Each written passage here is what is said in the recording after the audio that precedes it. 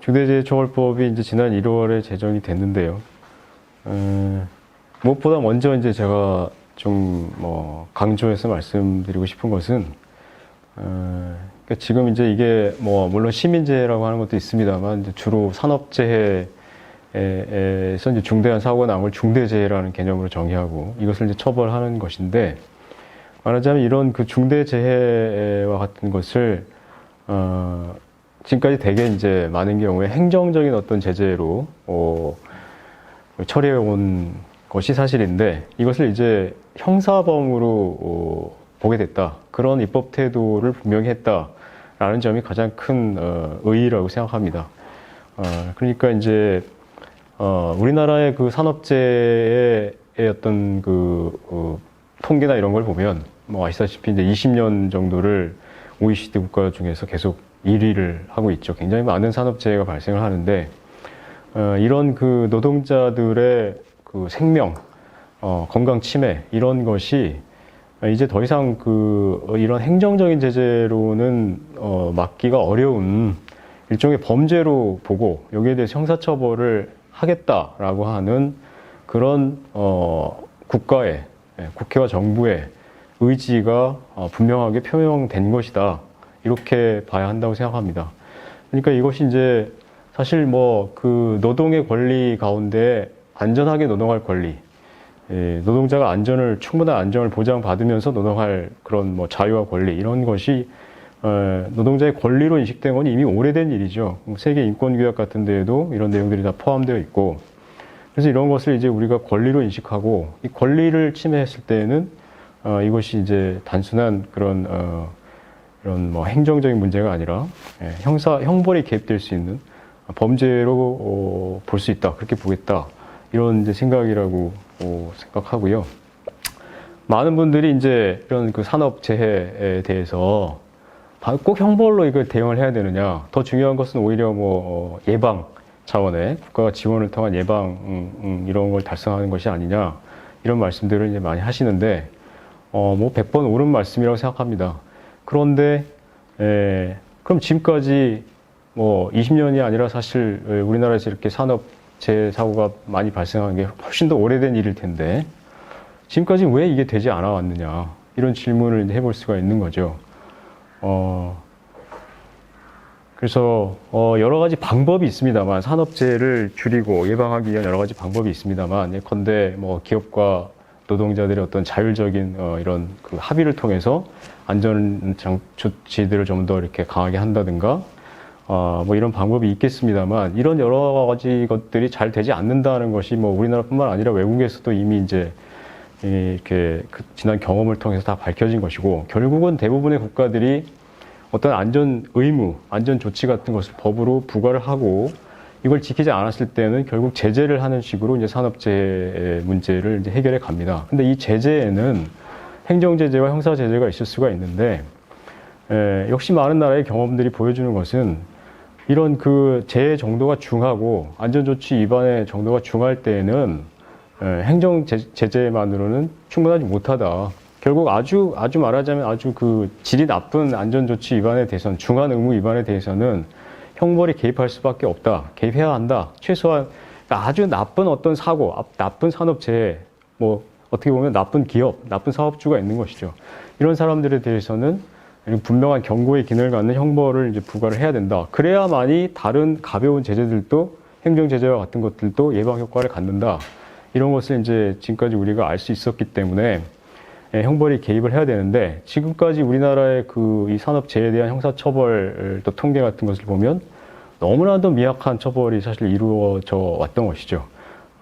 이제 경영자나 뭐 이런 사람들에 대한 어떤 처벌 통계 같은 걸 보면 불과 뭐 전체 사건의 뭐 1. 몇 % 정도가 지금 처벌을 받고 있고, 기업에 대해서도 보면 평균 벌금이 대체로 300만 원 정도 부과되는, 너무 턱없이 미약한 형벌이 부과되어 왔기 때문에 형벌을 이제 강화할 수밖에 없다, 이런 인식이 전 국민적으로 사실 지지를 받았고요. 또 국회에서도 이것을 인정하지 않았나, 그런 생각을 합니다.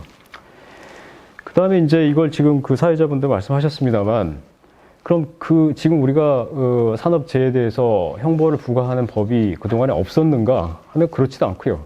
산업안전보건법이라고 하는 이제 안전 문제에 관한 어떤 기본법 같은 것이 있었고, 여기에 이제 기업을 처벌하는 규정, 또 행위자를 처벌하는 규정, 이런 것들이 있었죠. 있었는데 여기 이제 규정을 보면 행위자를 처벌하도록 되어 있습니다. 행위자. 그러니까 안전 의무를 지키지 않은 행위자를 처벌하도록 되어 있는데, 이 행위자라고 하는 것이 이제 전통적인 그 법리에 따르자면 결국 안전 의무를 직접 지키지 않은 현장의 행위자, 이것을 의미한다고 볼 가능성이 높은 것이죠.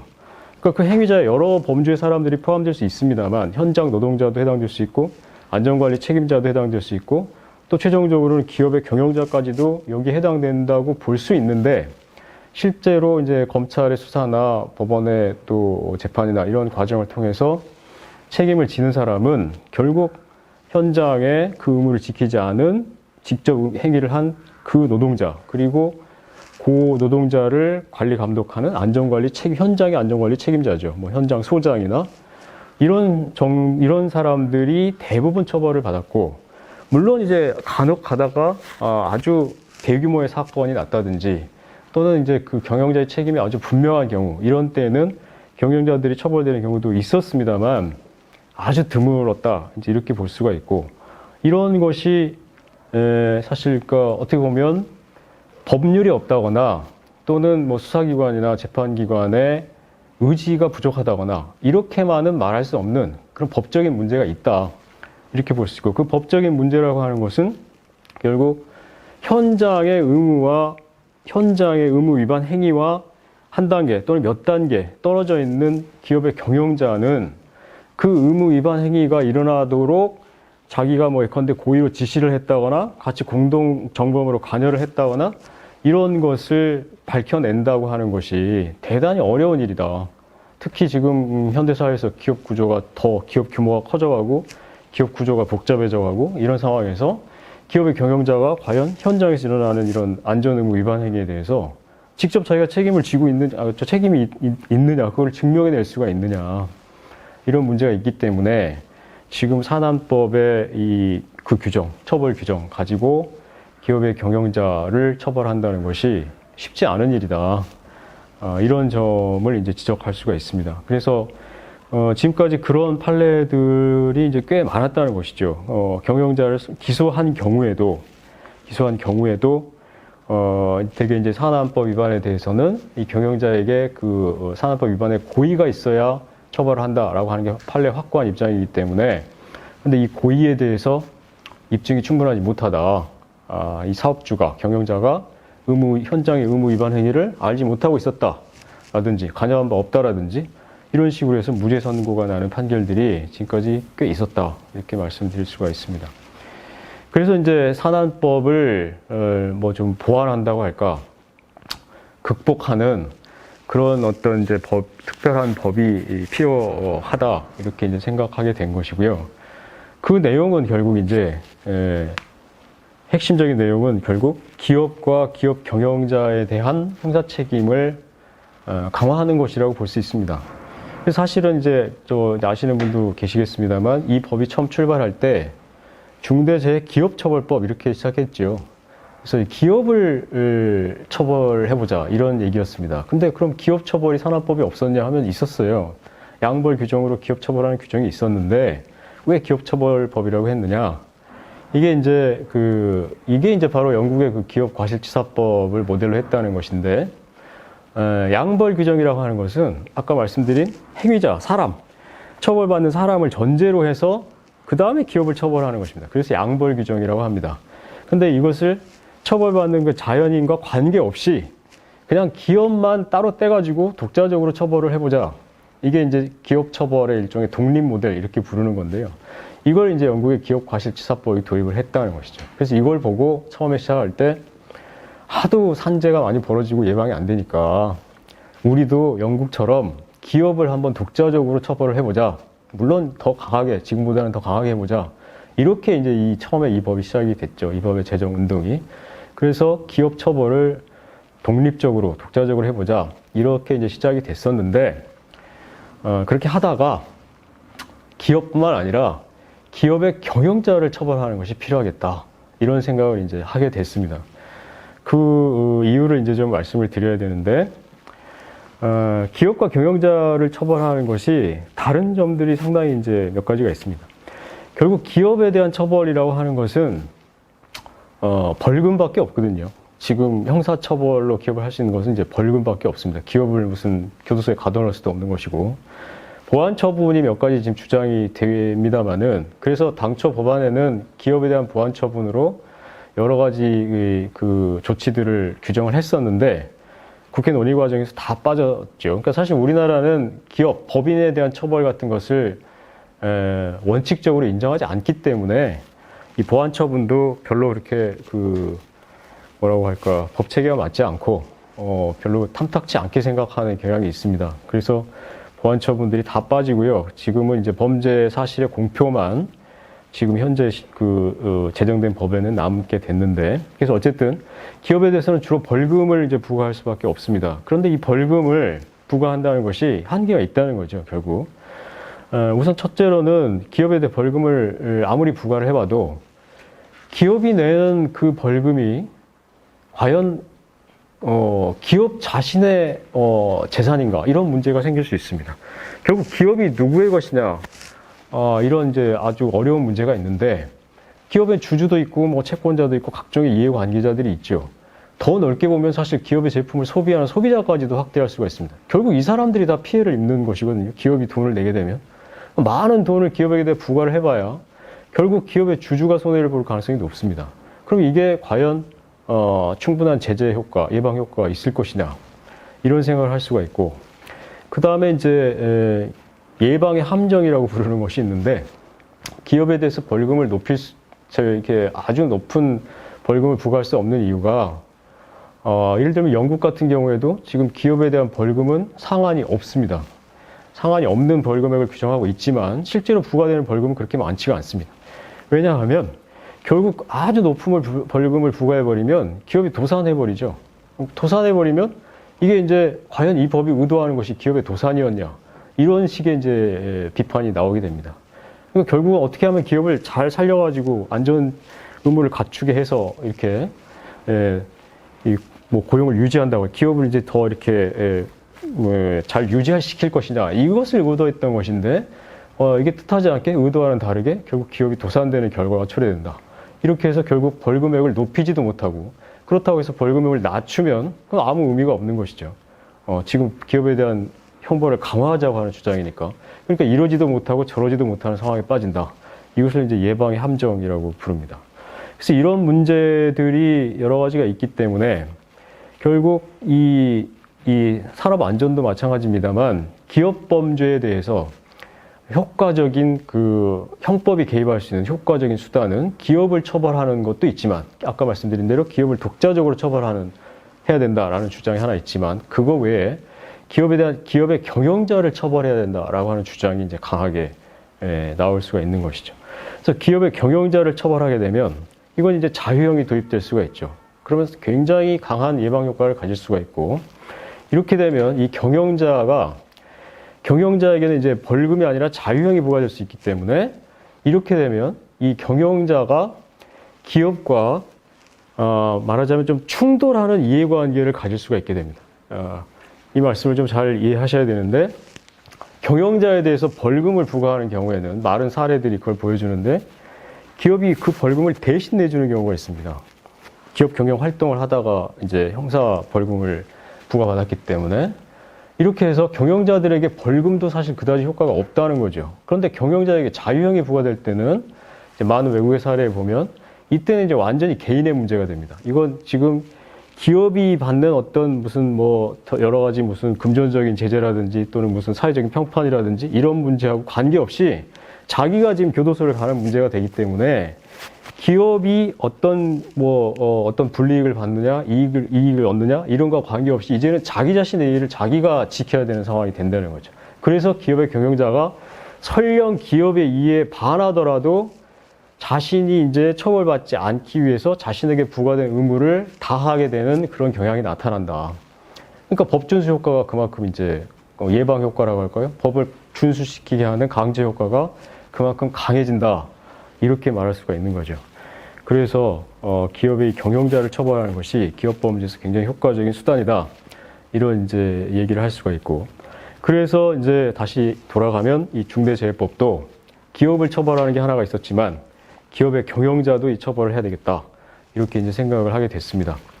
그러면 이제 처벌하는데 처벌의 어떤 방법이라고 할까, 처벌의 내용 같은 것이 좀 있어야 되고, 이게 이제 기존의 형법하고 또 어떤 뭐 이런 정합성을 가져야 되기 때문에 그걸 이제 이 고안을 해야 되는데, 그 문제는 결국 기업과 기업 경영자에 대해서 이제 구조적인 책임을 인정을 한다. 이렇게 이제 된 거죠. 그러니까 아까 행위자, 직접 의무를 위반한 행위자는 그 직접 의무 위반 행위에 대해서 책임을 지는 거지만, 기업과 기업 경영자는 바로 그 의무 위반 행위에 직접 개입한 것이 아니기 때문에 그 의무 위반 행위가 일어나게 만든 어떤 배경을 제공했다. 그 구조를 만들었다. 이것에 대한 책임을 이제 묻는 것이다라는 거죠. 이게 원래 이제 이 산업안전 중대재해법이 의도했던 바이고, 그래서 이렇게 이제 그 처벌의 내용을, 처벌의 대상을 그렇게 이제 구상을 했습니다. 근데 사실 이게 쉬운 문제가 아닙니다. 구조적인 책임이라고 하는 게 뭐냐?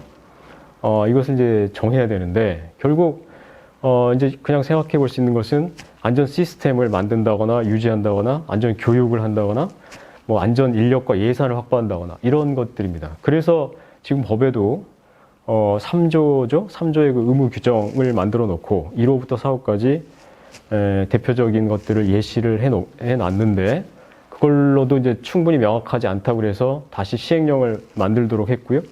결국 그 구조적인 의무, 기업 경영자가 지켜야 될 의무가 무엇이냐에 대해서 여전히 지금 아주 분명하게, 명확하게 규정되어 있지는 않은 상태에 있죠. 그래서 예를 들어서 이제 말씀을 드린다면, 2019년 10월에 대법원 판례가 있었는데, 아시아나 항공의 그 비행기가 샌프란시스코 국제공항에 착륙하다가 사고가 났습니다. 사고가 났는데 이 사고에 대해서 우리 법원이 이 사고의 원인이 조종사가 잘못한 것이냐. 물론 조종사가 잘못했죠. 그러니까 사고가 났겠죠. 그런데 대법원이 인정한 사고의 원인은 이 조종사 두 사람이 다 그 국제공항에 착륙해 본 경험이 한 번도 없는 사람들이었다는 겁니다. 근데 그 무슨 제가 자세히는 모르겠습니다만 항공회사의 무슨 내부 규정이나 이런 걸 보면 적어도 한 사람은 경험이 있는 사람으로 조종사를 편제해야 된다는 거죠. 두 사람의 조종사가 있는데, 근데 이걸 아시아나항공이 지키지 않았다는 거죠. 그리고 또 이 조종사들에 대한 그 여러 가지 그 비행 훈련이라든가 교육이라든가 이런 것이 평소에 제대로 이루어지지 않았다. 이 점을 들어가지고 아시아나항공 자체의 책임이 있다. 이 사고에 대해서 이렇게 이제 판결을 하고 운항 정지 처분을 한 그런 판례가 있습니다. 바로 이런 것이 기업의 구조적 책임을 인정한 것이다. 이렇게 볼 수가 있는 거죠. 근데 반면에 지난달이죠. 2021년 2월에 세월호 사건에 대해서 뭐 그동안 많은 재판이 있었습니다만 그 김석균 전 해양경찰청장에 대해서 다시 1심 판결이 있었는데, 여기에서 이제 사실 이건 판결문을 제가 보지 못했기 때문에 다른 자세한 내용은 모르겠습니다만 언론에 보도된 걸 보면 재판부가 이 사고에 대해서 경찰이 이 사고에 그 대비하는 이런 대형 인명 사고에 대비하는 체계를 정비하지 못한 것, 안전 사고에 대해서 경찰이 이렇게 평소에 훈련을 한다든지 뭐 여러 가지 이런 체계를 정비하지 못한 데 대한 관리 책임을 물을 수 있다고는 생각한다. 그런데 그걸 가지고 형사 책임을 물을 수는 없다. 이렇게 얘기하고 있거든요. 그러니까 형법에서의 과실, 업무상 과실이라고 하는 것은 아무리 그 범위를 확대한다고 그래도 뭔가 직접적인 그 의무 위반 행위와 관계가 있는 것이어야지, 이것을 그 의무 위반 행위가 일어날 수밖에 없게 만든 어떤 평소의 어떤 뭐 안전 체계라든지 뭐 대응 체계라든지 이런 것까지 과실로 끌어올고 들어와서 처벌하기는 어렵습니다. 현재 형법으로 볼 때는. 그래서 바로 이 부분을 이제 중대재해처벌법이 처벌 대상으로 도입했다. 그 점에서 이제 의의를 둘 수가 있을 것 같고요. 그래서 이제 사실은 그 경영자의 이제 기업은 이제 말씀드린 것이고, 경영자에 대해서 이런 구조적인 책임을 묻는 방법은 사실은 두 가지가 이제 생각될 수가 있는데, 하나는 이제 그 법인에 대해서 양벌 규정을 두는 것처럼 경영자에 대해서도 삼벌 규정을 두는, 그러니까 어떤 행위가 벌어지면, 의무 위반 행위가 벌어지면 기업 그 행위자를 처벌하고 기업을 처벌하고 그다음 경영자를 처벌하는, 이렇게 세 주체를 처벌하는 이제 삼벌 규정을 생각해 볼 수가 있습니다. 근데 이런 방식으로 이제 만약에 간다면 사실은 중대재해처벌법 제정이 안 되더라도 현재 뭐 산업안전보건법을 개정하면 가능한 일이죠. 그러니까 현재 산안법의 양벌 규정에다가 경영자의 관리감독 책임을 묻는 규정을 추가하면 됩니다. 그래서 이런 방법이 하나가 있고, 또 다른 방법은 이제 별도의 법을 만들어서 이 경영자에게 직접 이런 그 구조적인 안전 의무를 직접 부과하는 이런 방식이 있을 수가 있는데, 지금 중대재해처벌법은 이제 두 번째 방식. 그래서 경영자의 의무를 완전히 새로 부과하는, 새로 규정하는 이런 방식을 취했고, 그래서 저는 이것을 저만 이렇게 얘기하는 것 같습니다만, 기업 경영자에 대한 그 경영자 처벌에 대한 독립 모델이다, 이것은. 그러니까 현장의 행위자가 처벌되느냐 안 되느냐에 관계없이 경영자를 처벌하겠다는 거죠. 삼벌 규정은 이게 말하자면 종속 모델입니다. 현장의 행위자가 처벌돼야 기업도 처벌되고 기업의 경영자도 처벌이 되는 건데, 지금 중대재해처벌법의 관점은 현장의 행위자의 형사책임과 관계없이 그냥 기업 경영자의 의무 위반이 있으면 그 경영자만 독자적으로 처벌을 하겠다, 이렇게 돼 있기 때문에 일종의 독립 모델이다, 이제 이렇게 말씀드릴 수가 있을 것 같고, 그런 점에서 이제 산안법과 비교해 본다면 아주 그 기업 경영자의 의무를 분명하게 명시적으로 독자적으로 규정했다, 이 점이 이제 가장 중요한 의미가 있다고 볼 수가 있겠습니다. 그래서 이 정도로 말씀드리고요. 그 다음에 징벌적 손해배상에 대해서 잠깐만 이제 말씀을 드린다면, 징벌적 손해배상 규정이 들어갔는데 이것이 이제 그 기업에 대한 벌금하고 이중 처벌이 아니냐, 뭐 이런 비판도 이제 있습니다만, 징벌적 손해배상이라는 건 이제 손해배상이기 때문에 사실 이제 민사법의 문제죠. 그 개인들에게 이제 손해배상을 하는 것이기 때문에, 그래서 이건 형사처벌과는 관계가 없는 것이고, 그래서 형식적으로는 이제 이중처벌은 이제 아닙니다. 아닌데, 다분히 이제 이 앞에 징벌적이라는 말이 붙어 있다시피 이 손해배상입니다만은 이게 이제 제재의 의미를 갖기 때문에 이게 이제 조금 형벌하고 중복되는 거 아니냐, 이런 이제 말씀을 하실 수가 있고, 그래서 그 점에 대해서 우리 헌법재판소가 이미 2001년에 벌금과 과징금 뭐 이런 것이 그 이중처벌이 아니냐, 이런 문제를 다룬 적이 있습니다. 그러면서 이것이 결국은 형식적으로는 이제 결국 겹치지 않기 때문에 결국 과잉금지의 문제로 봐야 된다, 과잉금지 원칙에 위배한 것이냐 아니냐, 이렇게 이제 보고 있고, 그런 의미에서 지금 징벌적 손해배상을 본다면 이 중대재해처벌법도 마찬가지입니다만 우리나라의 징벌적 손해배상은 배수를 다 제한하고 있죠. 사실 지금 이 법은 이제 5배 이내로 제한하고 있는데요. 네, 그래서 헌법재판소는 결국 이것을 이제 과잉금지, 그러니까 벌금이 부과되는데 그 위에 또 이런 금전적 제재가 부과되기 때문에 이 두 개를 합쳐가지고 이것이 지나친 제재가 아니냐, 이런 이제 관점에서 보고 있고, 그런 점에서 보면 우리나라 징벌적 손해배상은 배수 제한이 돼 있기 때문에 이 법은 5배로 제한하고 있습니다만 다른 경우는 3배로 제한하는 경우도 있죠. 그러니까 그렇게 심하지 않다, 그렇게 일단 볼 수 있고, 그 다음에 이제 이 법에서도 15조 2항에 여러 가지 사항들을 고려하도록 하고 있죠. 기업이 그 이후에 어떻게 했다든지 뭐 이런 것들을 다 고려하고 있기 때문에 충분히 실제 그 재판 과정에서 조정이 될 수 있다, 이런 의미에서 과잉금지에 이제 반하지 않을 수 있다, 이렇게 보고요. 오히려 지금까지 징벌적 손해배상이 규정된 그 규정에 대해서 어떻게 재판이 되고 있나를 살펴보면 말만 징벌적 손해배상이지 결국 한 배 그러니까 원래 실손해배상이 이제 원칙이죠. 손해만큼만 배상한다는 게 원칙인데 그거에서 크게 벗어나지 않는 정도로 배상액이 결정되고 있기 때문에 우리나라는 실제로 징벌적 손해배상이 별로 되지 않고 있다, 이렇게 볼 수 있고, 그런 면에서 오히려 이 조항의 의의를 살리려면 좀 더 과감한 앞으로 판결이 필요하지 않느냐, 정말 징벌의 의미가 있는, 제재의 의미가 있는 손해배상이 이루어져야 되지 않느냐, 이렇게 말씀드릴 수도 있을 것 같습니다. 그다음 끝으로 이제 지금까지는 쭉 그 산업재해 부분만 말씀을 드렸습니다만 이 법은 시민재해도 포함하고 있기 때문에 결국 이제 교통시설이나 위험시설이나 또 제조물 책임, 가습기 살균제와 같은 이런 것들을 포함을 해서 기업이 여러 가지 활동 과정에서 노동자나 또 그 밖에 시민, 일반 시민의 생명이나 건강에 대해서 침해를 일으키는 경우에 이것을 안전범죄로 봐서 안전범죄에 대해서 처벌하는 것이 이 중대재해처벌법이다. 이렇게 볼 수 있고, 그럼 결국 이 법을 만들지 않으면 아까 이제 산안법을 개정하는 것도 가능하다고 말씀드렸는데, 그럼 결국 모든 안전법에 대해서 이제 개정이 이루어져야 되겠죠. 그래서 저는 그렇게 하는 것보다 이렇게 안전범죄에 대한 처벌 특별법으로 중대재해처벌법 같은 이런 특별법을 만들어서 안전범죄에 대해서 형사처벌이 이루어지도록 하는 것이 훨씬 합리적이고 효율적인 방법이 아닌가 그렇게 생각을 하고 있습니다. 그러니까 이제 영국 같은 경우에는 그 기업과실치사법이 만들어질 때 기업 경영자도 같이 처벌해야 된다 이런 주장이 있었습니다만 뭐 그 나라 사정이니까 여러 가지 이제 반대도 있었겠죠. 그래서 결국 그 부분이 빠졌습니다. 빠졌는데 그 대신에 이제 빠지면서 영국에도 산업안전보건법이라는 게 있죠. 산업안전보건법에 경영자 처벌이 강화가 되죠. 그 이제 반작용으로 강화가 됩니다. 근데 이제 말씀하신 대로 결국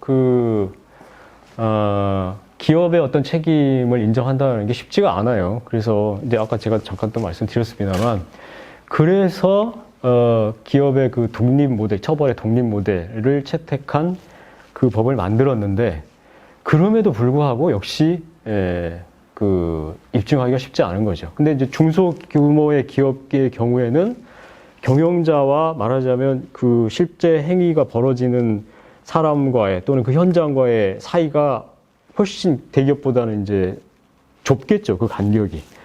뭐 인적인 단계나 구조적인 단계에 훨씬 가깝겠죠. 그러니까 훨씬 그 처벌을, 책임을 입증하기가 이제 더 쉬운데, 그래서 이제 중소기업의 경우에 처벌 사례들이 이제 상당히 있고, 대기업의 경우에는 이제 잘 처벌이 되지 않고요.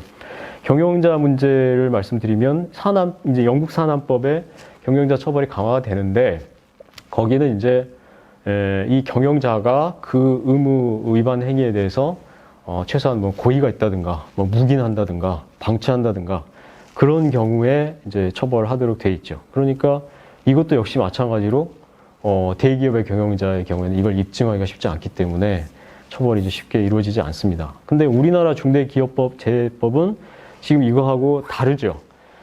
다른 것이 제가 계속 말씀드립니다만, 지금 영국도 그렇고 어떤 의무 위반 행위가 있고 그 행위에 대해서 경영자가 묵인했다든지 방치했다든지 뭐 심지어 고의가 있다든지 이렇게 할 때 경영자를 처벌한다 이렇게 돼 있는데, 우리나라 중대재해법은 경영자 처벌의 독립 모델입니다. 그게 아니고 현장 행위자와 관계없어요.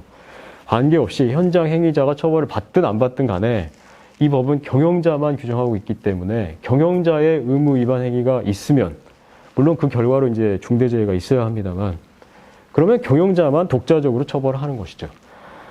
그런 점에서 좀 다르다.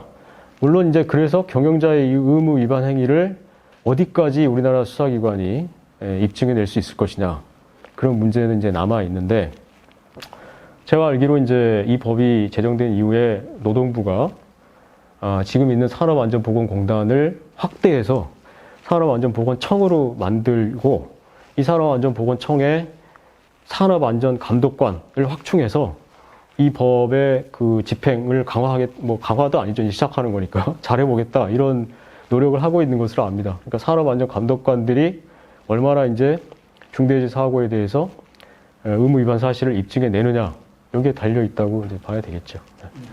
네, 저는 한두 가지만 좀 간단하게 말씀드리고 싶은 게 있는데, 우선 이제 이 법이 그 여러 가지 사실 이제 문제가 있다, 이런 게 입법 과정에서도 뭐 많이 얘기가 됐습니다만, 그 중에 제일 이제 큰 것이 이 적용 범위가 한정된 거죠.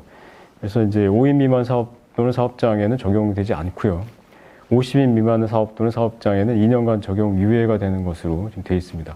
그러니까 이미 앞서 이제 말씀하셨습니다만, 사실 이게 딜레마 같은 게 있어요. 이 안전 의무, 조치 의무를 부과하는데 대기업 같은 경우에는 오히려 이제 뭐 재정적인 기술적인 능력이 되기 때문에 사실 의무를 감당할 수가 있습니다. 그런데 중소기업, 특히 소기업의 경우에는 이런 의무를 감당하기가 현실적으로 쉽지 않다. 이런 상황인데 사실은 실제 중대재해는 중소기업에서 많이 특히 소기업에서 많이 벌어지고 있는 것이죠. 이런 문제가 있고, 그런데 사실 또 이 법 자체는 어떻게 보면 이제 제가 앞서도 말씀드렸습니다만 기업 자체를 독립적으로, 경영자를 독립적으로 처벌하려고 하는 의도는 사실은 규모가 큰 대기업을 주로 처벌 대상으로 처음에 이제 의도했다고 볼 수가 있습니다. 그래서 이런 법의 의도와 현실 간의 문제, 이런 것을 어떻게 조절할 것이냐, 이런 타협책을 찾다가 결국 이제 일정 규모 사업 또는 사업장에 대해서는 적용을 제외하거나 유예하는 방향으로 타협이 된 것인데, 그런데 현실에서는 그런 소기업에서 실제 중대재해가 많이 벌어지기 때문에 그러면 결국 또 이런 산업재해를 줄이는 효과가 약해지지 않느냐, 이런 문제가 이제 또 있는 것이죠.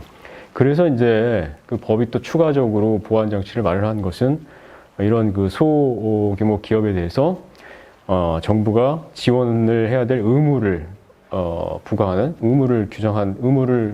규정을 두었고, 그리고 이것을 국회에 정기적으로 보고하도록, 그래서 그걸 국회가 감시하도록 했고, 사실 이제 법안 소위 회의록 같은 데를 보면 국회 보고를 하는 과정에서 만약 이 소규모 사업장에서 산업재해가 앞으로 줄어들지 않으면, 그러니까 정부가 지원을 제대로 하지 않았다, 이런 평가가 되면, 그러면 이 법을 개정해서라도 그러니까 적용 범위를 앞으로 넓히는 방향으로 5인 미만 사업 또는 사업장에 대해서도 적용하도록 하는 이런 개정도 고려하겠다, 이런 내용이 이제 나옵니다. 그래서 결국은 이제 이 현실의 문제를 무시할 수가 없어서 타협은 됐습니다만 정부의 지원을 강조하고 있다, 이 부분을 좀 말씀을 드리고요.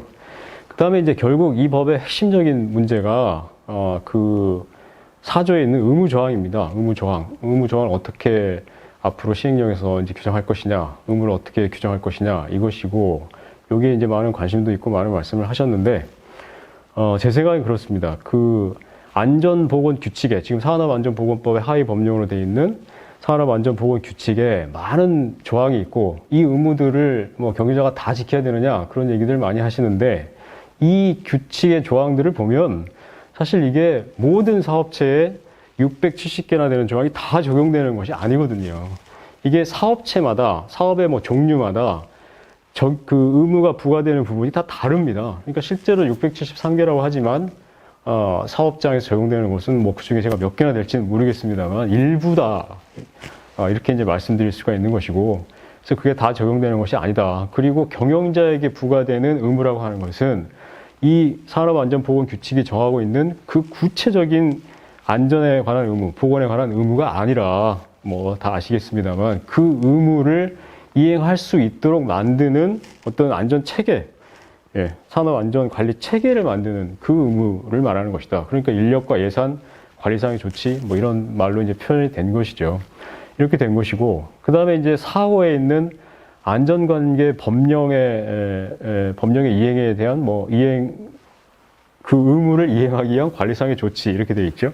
거기서 안전관계 법령도 과연 얼마나 넓힐 수 있을 것이냐, 이것이 또 이제 관심인데, 아까 말씀하신 대로 많은 안전관계 법령이 있습니다만 이것이 다 담기진 않을 거라고 보고요.